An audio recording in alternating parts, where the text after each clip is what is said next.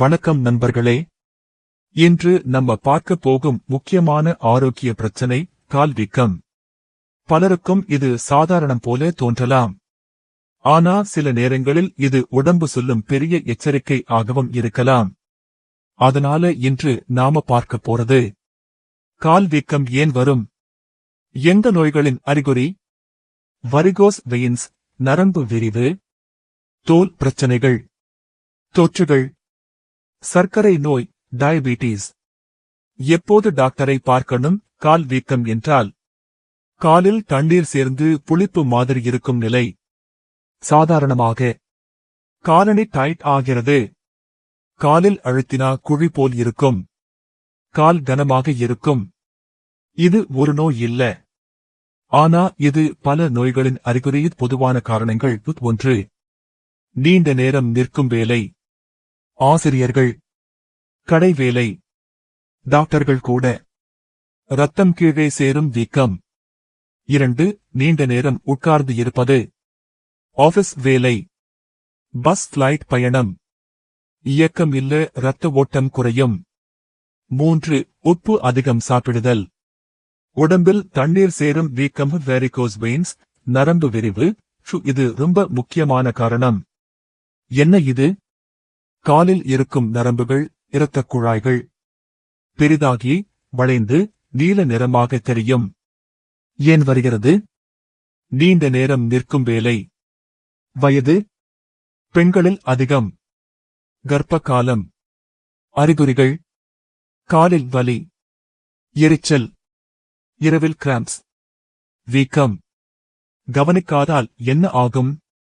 தோல் கருமையாகும், காயம், ஆல்சர் உருவாகும். தோல் பிரச்சனைகள். கால் வீக்கத்துடன் சேர்ந்து தோல் பிரச்சனைகள் வரும். 1. தோல் கருமை, இரத்த ஓட்டம் சரியா இல்ல, தோல் டார்க் ஆகும். 2. இச்சிங், அரிப்பு, வீக்கம், தோல் இழைச்சல். 3. காயங்கள், அல்சர், குறிப்பாக வெரிகோஸ் வெயின்ஸ் உள்ளவர்களுக்கு. 4. தோல் கடினமாகும், குரோனிக் ஸ்வெல்லிங், தொற்றுகள், இன்ஃபெக்ஷன்ஸ். கால் வீக்கம் சில நேரங்களில் இன்ஃபெக்ஷன் காரணமாகவும் வரும். செல்லுலைட்டிஸ், தோல் இன்ஃபெக்ஷன். கால் சிவப்பு, சூடு, வலி, காய்ச்சல். இது எமர்ஜென்சி கண்டிஷன் ஆகும். ஃபங்கல் இன்ஃபெக்ஷன், பூஞ்சை தொற்று, விரல்கள் இடையில் அரிப்பு, சதை உரிதல். இதையும் கவனிக்கணும். டயபெட்டிஸ், சர்க்கரை நோய். இது ரொம்ப முக்கியமான பகுதி. டயபெட்டிஸ் உள்ளவர்களுக்கு இரத்த ஓட்டம் குறையும், நரம்பு உணர்வு குறையும். அதனால் என்ன ஆகும்? கால் வீக்கம். காயம் தெரியாமல் போகலாம். தொற்று, இன்ஃபெக்ஷன் சீக்கிரம் வரும். சர்க்கரை கால் பிரச்சனை, டயபெட்டிக் ஃபுட். காயம், தொற்று, தீவிர நிலை. கவனிக்காமல் விட்டால் பெரிய தொற்று. சில நேரங்களில் கால் வெட்ட வேண்டிய நிலை. இந்த அறிகுறிகள் இருந்தால் உடனே டாக்டரை அணுகுங்கள். ஒரு கால் மட்டும் வீக்கம், திடீர் வீக்கம், வலி, சிவப்பு, காய்ச்சல், காயம் ஆறாமல் இருக்கிறது. சர்க்கரை நோய் இருந்தால் சிறிய காயம் கூட. தடுப்பு மற்றும் பராமரிப்பு. தினசரி செய்ய வேண்டியது: கால்களை உயரமாக வைக்கவும், அதிக நேரம் நிற்காதீர்கள், நடைபயிற்சி செய்யவும், இறுக்கமான உடைகள் அணியாதீர்கள், உப்பை குறைக்கவும்.